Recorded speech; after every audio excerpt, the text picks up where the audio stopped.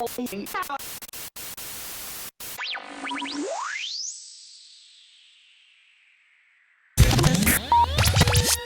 everybody, to a Quality Podcast. We are blessed to have Jonathon Andell on the show today. Jonathon is an original Lean Six Sigma Black Belt with Motorola, a continuous improvement Lean and Six Sigma consultant, really preeminent in his field, and we are just thrilled to have him on the show today to talk about a topic that's near and dear to our hearts. So, Jonathon, why don't we start out? Tell us a little bit about yourself, what you're up to these days.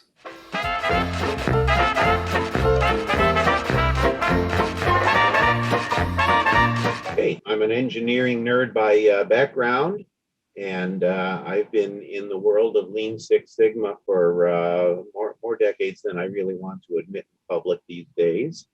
I'm getting to the point where, Boy Scouts are offering to help me cross the road, so it's one of those issues. But I've enjoyed it. I found my calling when I got exposed to what Motorola was calling Lean Six Sigma at the time, and then people started handing me books by this guy named Shingo, which I thought was just part of Six Sigma. Here I came later on, found out, hey, Lean is something sort of kind of different, but complementary. And so I've been doing it all over the place in manufacturing, in healthcare, in all kinds of organizations, and having a ball doing it and hopefully making a few differences here and there. These days, I'm currently on a contract with a manufacturer. They make aerospace components, and I'm trying to help them with a flow and delivery problem with the specific product line. Good deal. The Lean Six Sigma pontificator at large. I love that introduction, by the way. Thank you. I think it's an apt description of when you get me started. And we have kind of a juicy episode, I think, today. So all of us have a passion for leadership and have experienced good leadership and bad leadership, and understand kind of the gap between all of the literature out there on organizational behavior, human psychology, leadership, and then what's actually practiced and what we experience. And so we are going to kind of discuss leaders that impose their decision-making down on the organization. Tell me more about that, John. I think a lot of organizations, even those that have bought into the philosophy and the benefits of Lean, their leaders have habits they've inculcated sometimes over decades, and it's hard for them to learn how to do things a new way. And so they may fully believe in their hearts and minds that the EMI concept of everyone, everywhere, every day is a great thing, but when the day gets going, they're giving orders and issuing commands and just kind of operating the way they're used to. If you don't mind a weird analogy, once upon a time I thought I could play a little bit of golf, and I started taking lessons, and the pro showed me a somewhat different approach to the swing.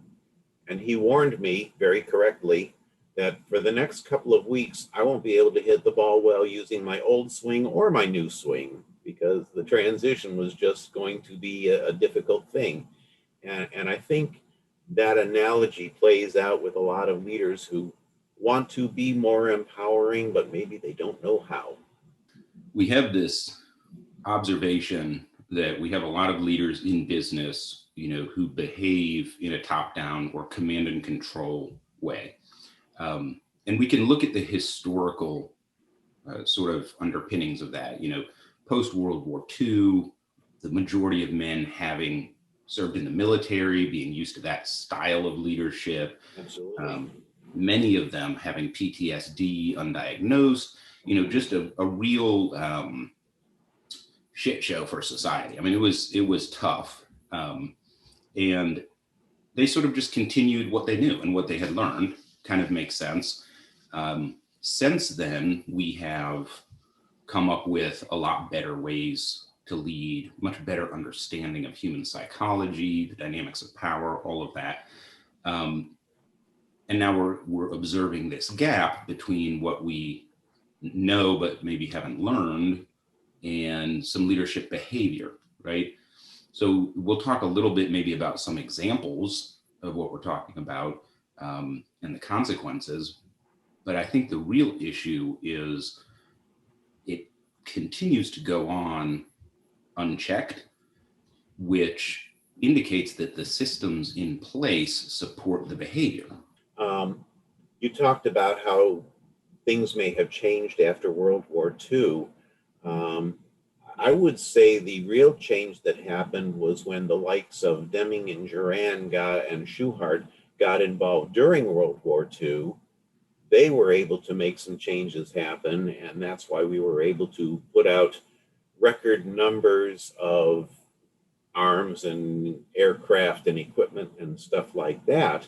I think what had preceded it, if you look at things like the Union busting and Taylor's top down, I think that command and control really was the norm.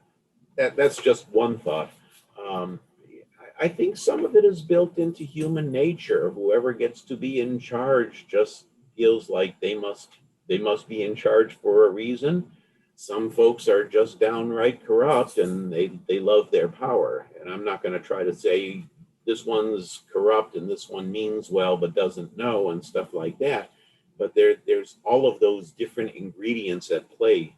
So if we start out by looking at command and control management or top-down management, it's a management system where the boss tells people what to do. I know that's a little simplified, but that's basically it. And it really flies in the face of the principles and philosophies of lean, including, everyone, everywhere, all the time, right? And it stunts growth, it stunts learning. If you're talking about adding value to your employees, stuff like that. Do you guys have some examples of top-down management for folks that are listening? Some command and control war stories? Oh boy, this is one of those topics of don't get me started. I've got a dandy story about top-down being way out of whack in a lean environment, an allegedly lean environment. So I was working for a manufacturer, and we happened to have a floor where we were laying up components that were going to be made into composites for aircraft. And they're very light, they're very strong and stuff like that. But the layup process is very manual.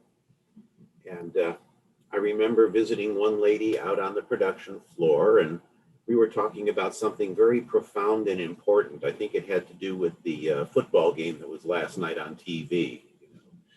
And as we're chatting, suddenly she got up from her workstation and walked across the room and picked up some stuff and came back to her workstation. And I looked at what she was carrying, and it was something that the day before had been on her workstation so she could just use it. And I asked, why did you have to walk across the room to get it? And her comment, I'm never going to forget this, was, we were 5S. We got 5S. It's like, oh my God, it sounds like a form of violation. I mean, it's like, oh my God.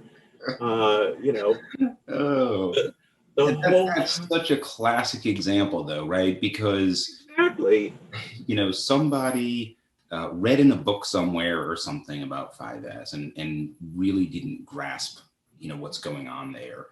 And then just decided, hey, we're going to force this on you, right? We're going to inflict this on you instead of a participative and democratic and empowering approach, right? And that's really the shift in human psychology, what we've learned about how people work together in groups and leadership and that sort of thing, as well as how people have grown up, has changed. And generally across the board, especially in the West, people understand the benefit of teamwork and working as a team, and the old ways of, hey, I'm here to punch in, you tell me what to do. If you don't, I'm not going to work. Not only are they inefficient, but people, for the most part, don't want to work that way anymore, right? Oh, absolutely. I think that symptom is a sign of people that were ignored so much that they've just checked out. Their passion has been basically burnt to a crisp by frustration. Yeah, I just think whenever you get murdered, that's precisely what happens to you. The cops come out and they 5S you, wherever your body was. You just like chalk out line of where you go. That's a great getting 5S. Yeah, getting 5S, but it's a great example of this person who does the work probably knows, what she needs to be successful, like Exactly. on her desk. And 5S is supposed to capture that if it's done properly. Exactly. So I'm just going to go off on a little sidebar here and say that I'm not really comfortable with some of the language that I see, online mostly, from folks constantly defending lean, right? Well, they're just not doing it right. That's true. But we fall into the no true Scotsman fallacy really quickly if we go down that road. How pure is the religion, right? We've seen this movie play out before, right? Oh, yeah. Instead, we need to be working with each other, knowledge sharing, on what worked and what didn't work, and sort of evolving together, right? Instead of drawing a circle, hey, I'm in the middle, this guy's in the middle, you're outside the circle. And, the more you see bad outcomes, the smaller the circle gets until I'm just, the Lord of Lean or whatever, and the one true expert. Instead, we do mess up, right? And whoever was in charge of that particular 5S project, they messed up. They didn't get it right. And there has to be space to say, you're not a bad person, you're not an ignoramus, but you did mess up. And let's talk about how we can get it right. Right? Lean. There's whole careers around like that's what we do. Like the one thing that gets me the worst is the bullshito. Is you're gonna comment on somebody, at least they're trying to come up with. I'm on LinkedIn, I'm trying to post something this is 5S, this is lean, this is Six Sigma, this is me trying to make the world a better place. But then to just comment, bullshito. You don't even engage in a conversation back and forth. Not a, you're wrong, right? This is me because, or have you tried this? Just, bullshito, gotcha. Yeah, there's a lot of like that, just arrogant, almost colonial mindset of like, we have the true orthodoxy and you're an idiot. One thing that's made me really happy online is seeing the number of people from like emerging markets commenting online. And, I'll have some 23-year-old engineer from a province in India that I'm not familiar with. And they're posting something about 5S and how they just learned this and they can't wait to put it into place. And I'm over here thinking, this is fantastic. Here's a guy who's learning, some tools and methods to try to make the workplace better. I'm going to encourage that as much as I can. And then I'll just see a string of comments from self-proclaimed experts just tearing it to ribbons. Well, you don't really understand it. Well, you're not smart enough. Well, in Japan, there's only 3 S's. I don't know where the other 2 came from, all of this stuff, which ironically, it completely contradicts the attitudes of the men who sort of kicked off modern production methods. Read the works of Deming, Shingo, Ono, all of these guys. The first thing that they would tell you is, please rip us off and please mess it up and figure out what works for you. Don't follow in my footsteps. Follow what I'm following. Yeah. Your goal is not to follow me. Your goal is to get where I'm trying to get to. Yeah, I think a lot of us, and I'm sometimes guilty of it as much as anybody else, we get lost in the purity of the tools when we forget it's not really the tools. It's the getting people to use some tools, and it's the getting people to use that is really the core and the heart and soul of lean. And then later on, layer in some tools. And if the tool doesn't happen to work for you the way you learned it, then use it a different way. And I think, we kind of got the cart way ahead of the horse in terms of starting with the tools and not starting with the people and the culture. Yeah, it's all tied together, right? If you're starting with the tools, it's necessarily a top-down environment.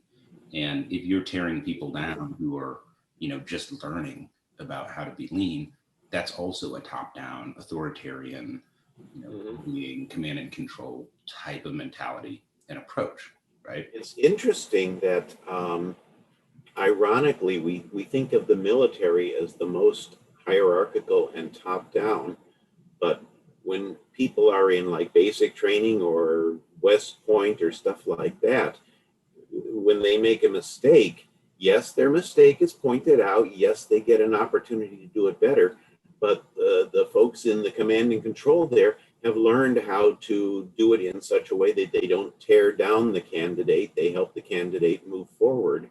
And that's why, our servicemen and servicewomen are so awesome at what they do, is because in that one environment, they get built up and a chance to grow. And yet, like you pointed out, in industrial and organizational stuff, that traditional, slap you across the face seems to be still popular.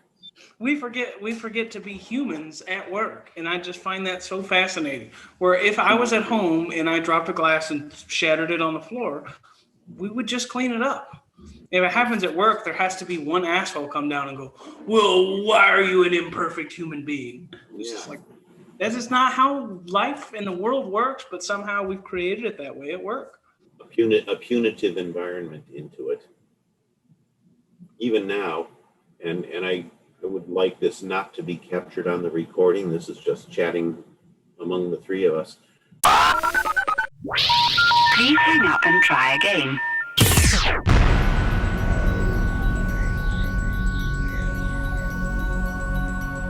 Yeah, so we have command and control, top-down approach in business, and it influences how we interface with each other and talk to each other and vice versa. But I think the main takeaway is we all know that there are behaviors that are not tolerated at work. As we've grown as a culture and a society, we've decided that things are off limits that maybe weren't in the past, and we've changed. And now, if you engage in those behaviors, you are disciplined, or change immediately happens because you're doing what is against expectations, right? But when it comes to management, not only are you not punished for top-down command and control type of approach, even though we know it's not the best approach, but many times you're rewarded handsomely. Muhlenberg at Boeing walked away with a monster severance package after he killed 346 people with his approach to designing the 737 MAX. I mean, that captures it all in a nutshell. Yeah, it's shocking that you had, an organization that behaved this way and a CEO that engaged in top-down command and control in a way that cost hundreds, right, of lives, and not only scot-free, but was paid tens of millions of dollars to just go away, right? Yep. So that's a great example of, here's an organization and their structure, their reward and punishment structure and expectations empower this type of behavior. That's what they want. That's what they're saying. Please. And ironically, it's an organization that claims that they are quite good at lean. Yeah. Almost always. I like all the old GE stories. If somebody said they use lean, then that's what tanked them across their whole industry. I'm like, no, there is no tool that's going to tank or make your company regardless. If you want to use your hammer like a toothbrush, then when you run out of teeth, you can blame the tool. But that's just not how life works. That analogy. Yeah. if you Google lean management and lean manufacturing, which I do on a regular basis, right? Okay. The vast majority of the articles will say, lean manufacturing, lean production, lean operations is the principle of identifying the value stream, removing waste, creating value for the customer, et cetera, et cetera. And I think that completely misses the boat. Yeah, I think among the three of us, we recognize those are the outcomes that happen. You're absolutely correct. Those are the outcomes. They're not even the goal. It's a cultural phenomenon, really, lean is, that results in improvements in all of these areas. When you try to use lean tools, but your philosophy is not aligned, your goals and your outcomes, right? It's like you're a mechanic and you have a nice new shiny tool set, So you're working with shitty tools and the boss comes along and says, here's a brand new Snap-on tool kit, the full 9 yards, $9,000, have fun. Awesome. The problem is you're still wrenching on a Yugo. So you can use the tools all you want. You're still working on a Yugo, right? You can't change the car you're working on. In the same way. And you can take it a step further. If that mechanic is the manager doesn't know how to fix a car, you're still not going to be able to fix the car. So all of those things. Absolutely. Right? Here. A political cartoon from decades ago. It shows a boxer just being pummeled and he's in his corner between rounds and you can see he's all bloodied and bruised. And his manager says, "No problem, we got you more gloves." Right. Yeah. So if I bought Jake a very nice, complete toolkit, a whole garage, right, and asked him to service my car, he'll keep his teeth clean with it, right? Yeah, it's a great. I think it's a pretty good analogy, right? And so the difference is you have companies that are driving a Yugo and trying to use lean tools without addressing the culture and management philosophy. Is like giving that Yugo mechanic new tools. They're great. The tools work awesome, but you can only fix that car up so much. It's still a Yugo, right? Yeah. On the flip side, if I had a Toyota Camry, I'm pretty sure I can keep it on the road with a pair of vice grips and a Phillips screwdriver, right? Can we pipe cleaners? Can we allow a 15-second break for the people that follow me on social media to Google what a Yugo is? Oh, sorry. Yeah. So for anybody that is still a child, Jake, Yugo was a Yugoslavian car that was sold in the 1980s, which was before you were born. So fair point. Yeah. I mean, if you really want to go deep and far back, look at the Trabant or however they pronounce that. That was that three-wheeled thing, right? It was an East German car that was like notoriously polluting and inefficient and breakdown. Yeah. There used to be a joke that why does a Trabant have a rear window defroster to keep your hands warm while you're pushing it? Fair enough. So we have command and control, top-down leadership, which may or may not be toxic, but it's not effective, and it may or may not exactly come in place, but it's not effective either way, right? Yeah, I think toxicity is a separate issue. Ineffectiveness, I think, happens with very well-intended people. Right. Well, I'm curious to get a little more thoughts from you on that, because in my experience, when I really sit and think about like the decision-making matrix of an executive, specifically around a decision I hated, it is really hard for me to discern, are they absolutely evil or are they absolutely ignorant? Like those two are highly interchangeable at almost all levels when I look at that decision-making. There's also the Mark Twain quote about it's not what people don't know, it's what they know that ain't so. Yeah. And I think that factors in a little bit of it too. Yeah, when you look at outcomes, it's hard to distinguish. I'm not sure it even matters, right? However, I have worked with people that were very empathetic and non-hurtful, but their decisions still held the business back and hurt the business. Same here. Because they were ignorant. I worked for one fella one time, and I'll just say he was a good old boy. He was high up in the company and responsible for a lot of stuff. And I was managing a pretty large account, north of $20 million at the time. And this guy didn't really know how to do his job and was kind of trying to micromanage mine. And, it didn't work out. A couple of high earners, including myself, ended up leaving the company. I don't know what happened with that particular account, but I do know that we sacrificed our principles and, really hurt the business and some people, not on purpose. This is the kind of guy I'd love to go out and have a beer with him, probably. I bet he's hilarious drunk. But he just lacked the skill and the education for the job he was hired to do. And there's a difference between making mistakes, which we all do, and being ignorant, consistently making mistakes because you just don't know what you're doing, right? You have doctors that can make mistakes, right? But they're qualified surgeons. If I was trying to do brain surgery on you, I would make a lot more errors, a lot more frequently, a lot more devastatingly, right? We really would only have to make one, but that's okay. Exactly, right? Which is what this guy did. So to me, it's an example of, this was not an evil guy, but he did cause a lot of damage. Yeah, I mean, a well-intended person who doesn't know that she doesn't know stuff is sometimes as dangerous. Right. Going back to your comment about medical errors, and this is another case of lean and empowerment. I find that a lot of times that a patient gets something unwanted happening to them, it's not because the doctor or even the nurse didn't know their medicine. It's because the process wasn't helping and allowed something to go wrong.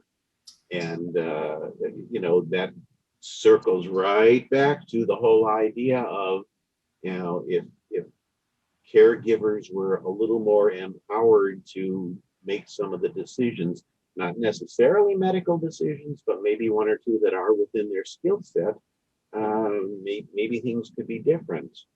There's a lot of decisions that happen in healthcare that really are not strictly the healthcare. It's just the tasks of making the things happen. Yeah. And there's some similarity with manufacturing there too. Oh, absolutely. It's really the lawyers that are deciding what you're going to do, right? The risk management team, sorry.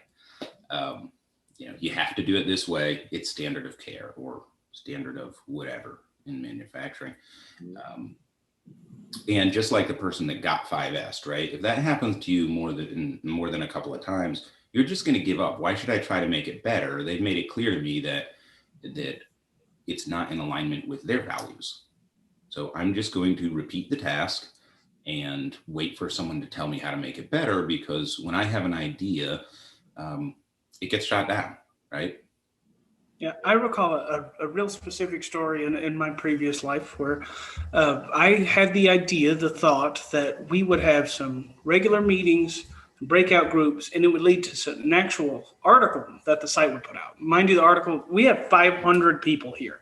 So whatever method of getting information to the people, that's the number one. Like, we can't change anything in a 24/7 environment with 500 humans in it unless we can effectively communicate.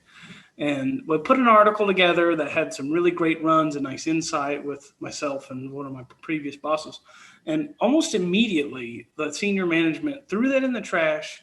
And the senior guy on site said, what if instead we had something similar, but we put it in the bathroom on the door, and we called it the Stall Street Journal? So let's remove all variety of actually engaging with these human beings whatsoever, summarize whatever changes you need to make, and put it on the bathroom stall. And that was the way we were, this is a great idea, the way we go forward. Now, ask me if I ever suggested anything else ever again to that man. Right? Fair point. Yeah. Don't have an idea. I'm going to have an idea, right? I'm the ideasman. I am.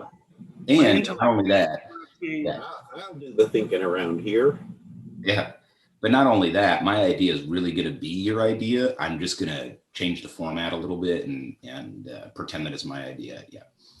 Um, Now, Jake, this probably doesn't apply to you, but Jonathan, do you remember A Secret Life of Walter Mitty? Do the bucket, the bucket, the bucket. And he had the boss, right? And I love that boss because he's kind of exactly what we're talking about, right? Yeah. The editor of this pulp fiction type of publishing company. And Walter Mitty says something like, I was just thinking about a pocket-sized edition, right? And you can see the light bulbs go off in the boss's head, right? And then he's like, that's a stupid idea. Get out of my office, right? And then, a few minutes later in the film, Mitty stumbles into a meeting where the boss is, telling the board of directors, I had this fantastic idea of a pocket-sized edition, for our work. I had this idea years ago, right? That's the toxic behavior of taking credit, right? Instead of giving. Oh, absolutely. But here's where it ties in. A command and control structure, business structure, empowers that toxicity. Certainly. If that kind of toxicity is somewhere around, command and control is definitely going to allow it to flourish. Right. It's a lot more difficult to get away with some of these bad behaviors if you're in a more egalitarian environment. Yeah. A little bit of a chicken and the egg type of situation there. Isn't it? If you're a toxic leader, are you going to allow an egalitarian environment to come into existence? If you're an egalitarian environment, are you going to bring in somebody who's likely to be a toxic leader? Hopefully not, but you never know. Sure. And how long does it last? And does it take root? Yeah, they are really good observations because there is a high correlation between command and control and toxic behaviors, not just bad outcomes, right?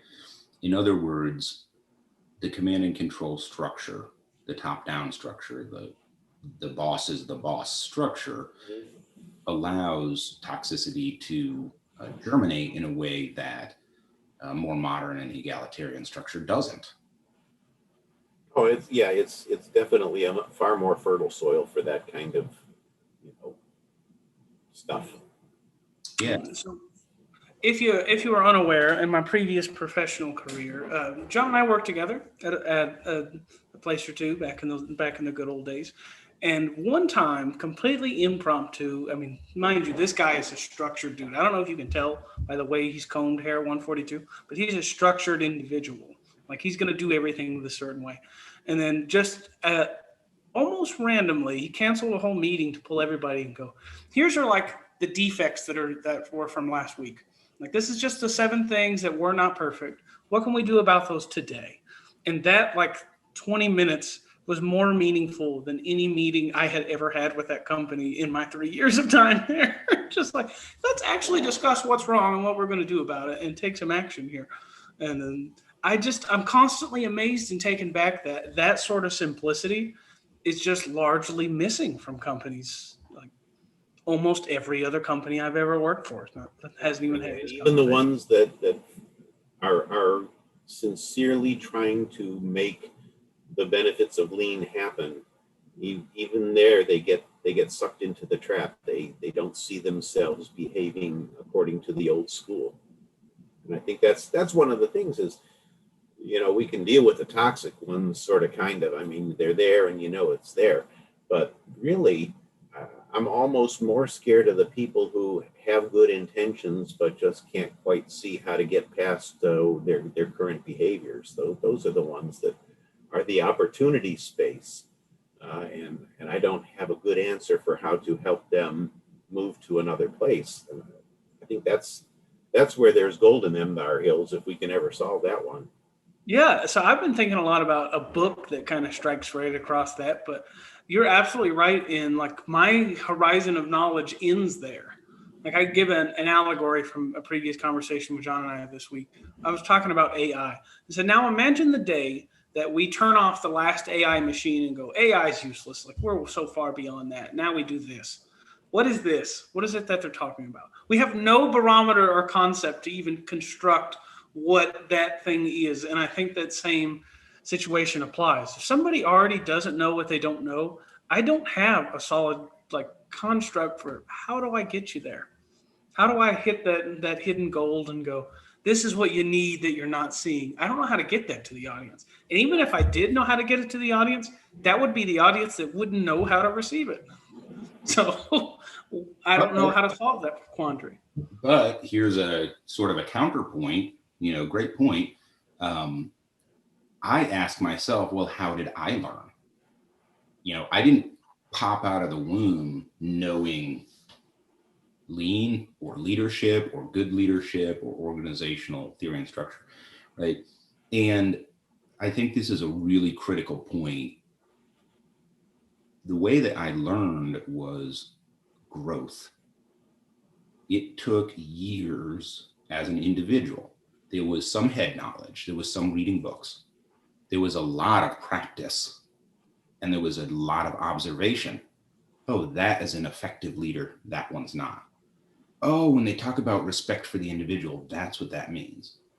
Wait, you mean everybody else isn't a very aggressive, athletic male that, feels insecure about any weakness or failing like me, and I have to address them differently, right?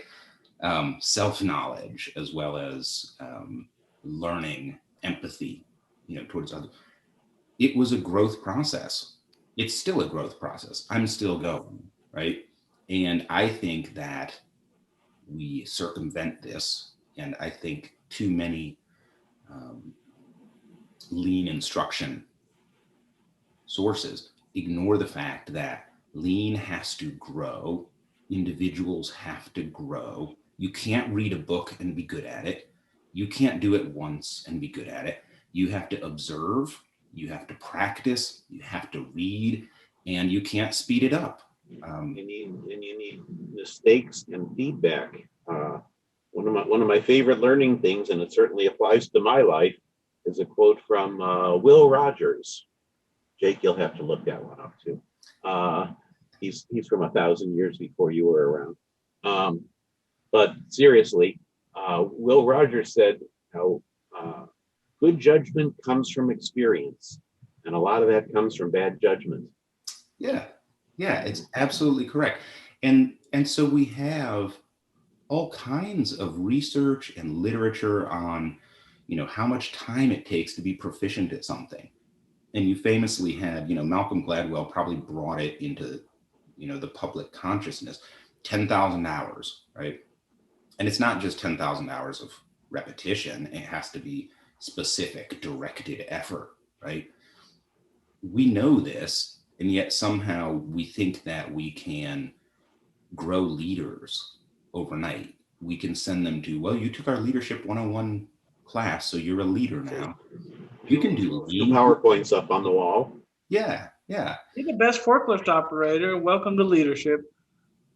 And to me, this is where the heart of lean really intersects with both business growth and the human aspect. Is effective lean recognizes that the business is growing and people are growing, and you meet both the business and the people where they're at, accept them, accept it, and then work together to figure out how you can make it better. And that's completely foreign to some of these legacy businesses that say, we're going to have a record quarter this year because my bonus depends on it. Right? Yeah. You can't do both. You have to pick one. Imagine if you were a farmer and you know that you have to plant a field and apply the proper fertilizer for the soil and measure the acidity and control all of that and plant the crops and water the crops and weed the crops and wait all summer and then harvest the crops, right? And you put the care and attention into it. But every 3 months, the guy that owns the farm comes down to the field and says, this is ridiculous. We're not making the yields that we need. Quick, pick a bunch of plants. We've got to realize some harvesting this quarter, right? Well, how long would that farm last? also like the analogy of the person with the MBA who thinks that rather than doing it over the course of 7 months, you just do it all in the last 1 month, and that'll work too. Yeah, yeah, yep. But yeah, I think you know, a lot of what you said has resonated. You covered a lot of ground, and it's good stuff. But I think ultimately, what we really need to help leaders understand, and I know I've kind of banged on this a little bit, but it's not so much the tools, it's really the how do you work with your people. And once you've got all of your people believing that you mean it and that, you know, they're going to be solving the problems and stuff like that, then you can layer in the tools. I cannot begin to tell you the number of times I have encountered, either through folks that I've been coaching and they're leading a team, or myself personally, someone just saying, "This is the first time I feel like somebody's listened to me." Yeah. And you know, it's good that that person finally has that experience, but it's awful that they've been having the other experience all that time up until then. And you know, we talk about that, you know, supposedly eighth waste of not using people's skills, and there it is. And I think a lot of the organizations that talk about that not using people's skills are really guilty of making that non-use happen. And I don't know. I don't know a one-size-fits-all answer to fix that, but I know it has to start with the leaders looking in their own mirror. I'll give you a spicy story again in my previous professional life, where a corporate group was assigned to come out and do a value stream mapping exercise. And they come on site, walk through the door, and they are already holding the completed document. I'm just thinking to myself, have you totally missed what this would actually do if you were engaging with your folks on this exercise?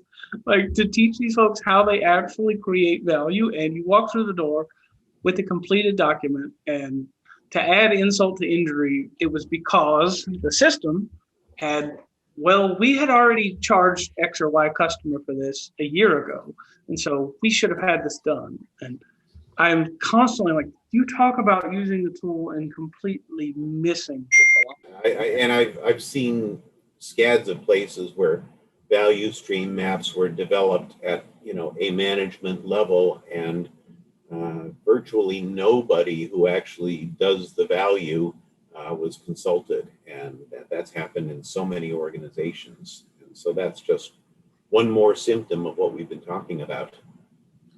Well, additionally, we don't, in my experience, we don't train our leaders in the skills that actually matter. So when you talk about listening to people, which is an active skill, there are many people who are listened to, they're not talked to. So if you're a leader and somebody is giving you an idea that is self-centered, that doesn't understand its effect up and down the value chain, that's okay, that's normal. But do you as a leader have the skill to tell that person, I really appreciate that. I empathize with your position. I see where you're coming from. It's not going to work. Let me walk you through the challenges here. Let's find something that does work for everybody, right? Instead, leaders will just skip that part. Right? Well, I listened to the person. I heard what they had to say. Anna's stupid. We're not doing that, right? And they never talk to that person because they just don't know how to let somebody down gently. Yeah, I mean, there is a time when you have to say no, or at least say yes, but the other thing is, when you listen to the person, you need to also, and you know, I know I'm preaching to the choir among the three of us. You need to really show the person that you've grasped what they've said. They got to do some reflective listening. You got to, you know, really be clear that you understand where they're coming from and what their concerns and ideas are. And then if the answer has to be no, you're a little bit more informed. You just triggered a thought in my brain. Someplace where I've been working, you know, the leaders would go out for regular gembas, but the gembas weren't really to learn from the workforce. The gembas were to correct the workforce for not following instructions. And it's like, okay, here we go again. Yeah. Yeah. I think I read it somewhere. I think it was Taichi Ono, but I adopted it pretty early in my execution, which is you never correct anything on your Gemba walk, right?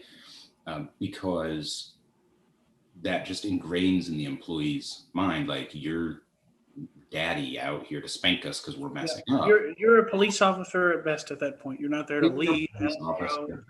Yeah. John, do you think that to your earlier point, do you think that a lot of that has to do with the leader not actually knowing how they create value in their organization? I think there's some of that. I think, though, there are also times when the leader absolutely knows how his boss thinks he creates value, and his boss thinks he creates value by walking around slapping people on the wrist. You know, that's an interesting question, is asking the leaders, how do you create value? I haven't thought about posing that question to leaders and seeing what they say and seeing what they perceive, but that would be an interesting thing to challenge, as long as it's not done in an ambush. But it's a whole new question that I hadn't really thought about. So I need a little time to noodle on that one. So. Yeah, I just think that's kind of my number one, is if the leader is inadvertently making decisions that diverge from best practice and lean, continuous improvement, etc., is it because they just don't know how they create value? Like that's the only time defects occurs, when they're outside of the given value stream, right? Like when stuff operates within that, that's how we create value. That's what we want. That's what the business is there for. When it's not, it's because it's not. So that's my number one. I would really love to meet just about anyone that in the large previous distribution warehousing environments I come from, and just ask that question. How do you think you create value? And I think that would be a great question to ask up and down the line. Yeah. That's a good. Something else you mentioned in terms of, you know, a leader that's well-intended and does something inappropriate goes back to what John was just saying a minute ago about Ono. If you see the leader making a mistake, don't whack the leader out in public either. You know, this same principle. If you see something that's not going on, it may be fair to say, hey, I'm observing a gap here. We probably need to deal with this. But you probably want to take that offline more than anything else. Yeah, that's cultural and emotional intelligence and wisdom as well, right? So I was working for a very large manufacturing company involved in transportation. So a lot of regulation and, you know, quality requirements, that sort of thing. And we had a situation where the employees that were putting goods away, receiving them from the supplier in the warehouse, were breaking the software system. They weren't doing it right. And it was a persistent problem. And an engineer that worked, you know, for this manufacturer said, you know, why can't we change this behavior? And I started explaining, because doing it wrong is more beneficial to the employee. People follow the path of least resistance. Let's analysis. Yeah, let's basically fix the system to where it's easier to do it right. And his response was, we just need to cut off someone's head and put it on a spike. If we do that, everyone else will fall in line. That's a direct quote, right? Now, in organizational, you know, and management psychology, the name for that approach is called the public hanging. And it's the idea that if we publicly tear somebody down and shame them or fire them or something like that, everyone else will be too scared to do the same thing, which, as we know, doesn't work, because the murder rate in New York City when we had public hangings was something like 20 times higher than it is today when we don't have public hangings. So there's not a good correlation between the theory there and actual outcomes, right? But this is a vestige of just rotten culture. And you can't have the two together. They just don't work. You can't be lean and behave that way, period. And this was a company that had a supposed lean operating system. You can't have not lean managers and management and business structure and lean tools and be lean. You know, something you mentioned, you talked about the consequences for doing it this way. You've kind of started a light in my brain here that a few years ago, I heard an author by the name of Aubrey Daniels. He wrote a book called Bringing Out the Best in People. And primarily his whole thing was that, you know, positive reinforcement gets you a lot more than negative reinforcement. But one of the offshoots that came of it, I don't know whether it came from his book or whether I just ran off on a tangent, but I came up with this little thing called consequence analysis. And it goes on the basis of these are the consequences, positive or negative, for doing what we think we want people to do. And these are the consequences, positive and negative, for people not doing what we want them to do. And it aligns with the concept that whichever consequences people regard as immediate and inevitable are the ones that drive 90% of behavior. So as a practical example, I don't know for sure whether doing my push-ups is going to make me feel better sometime down the road, but I know that jelly donut's going to taste good right this minute. And, you know, that immediate and inevitable thing is part of it. I could email you folks that worksheet and see there may be something there that we can use as a trigger, because it turns all of these emotional things, what's going on, into here's how it links to the behavior, and this is what's giving you the outcomes you want or don't want. And it may be a little bit more of a tangible way of looking at helping people look at their behaviors without it necessarily being a whack across the side of the head. I'm just absolutely floored that you knew my exact crises this morning. It was push-ups or jelly donut, and I'm ashamed of the choice that I made. See, what I try to do is I put the jelly donut on the floor, so I have to do the push-up in order. Never mind. That's not a bad idea. Like, I just recently picked up running here in the past couple of weeks, and it's just there's a fishing pole and there's a cheeseburger on the end, and I will run after that thing full force. Yeah, Well, that is a great example of how we might be better off teaching our leaders about psychology and organizational behavior than about a run chart, right? We're missing some pretty critical parts sometimes in our business structure. And it's hard to believe it's been an hour already, so it is time to wrap up. Jonathon, do you have any closing words for our audience, and how can we get in touch with you? Well, as far as getting in touch with me, I have a LinkedIn page. I just search for Jonathon Andell, but you got to spell the first name Jonathon, because my mom spelled my name wrong. But that's got the contact information you need if you would like to reach me, and I'd be happy to let you share it on some kind of a graphic at the end of this podcast. Right down below. All right. And that's, I would love to talk with people about this. Yeah, my Rubik's Cube in my brain is already turning. I'm like, that makes so much sense, and I can't think of why I've never even heard of it in any organization anywhere. Like that is the start of how do we address toxic work cultures and what we can actually factually do about it without attacking leaders that don't know, do know. A fantastic beginning. And Jonathon, it's been a pleasure. Jake, it's been good working with you, and John, I enjoyed this very much. Absolutely. Jonathon, thanks for coming on. Everybody, Jonathon Andell is a consultant, expert in Lean Six Sigma. If you need assistance, please reach out to him on LinkedIn. He'll be happy to work with you.